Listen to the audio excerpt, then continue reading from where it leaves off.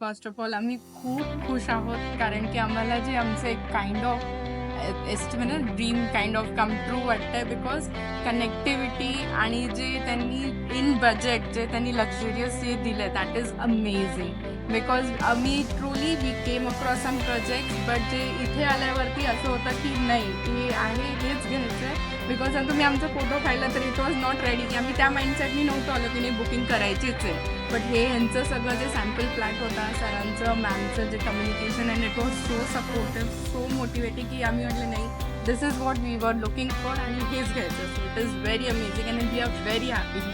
We are so delighted to know that you are very happy. Sandeep sir, तुम्ही काय सांगाल? म्हणजे एक्सपिरियन्स खूप चांगलं होतं आणि स्टाफ जे ते सपोर्ट चांगला होता आणि जे त्यांनी कमिटमेंट दिलं होतं ते त्याप्रमाणे त्यांनी हे केलं, डिलिव्हर केलं म्हणजे.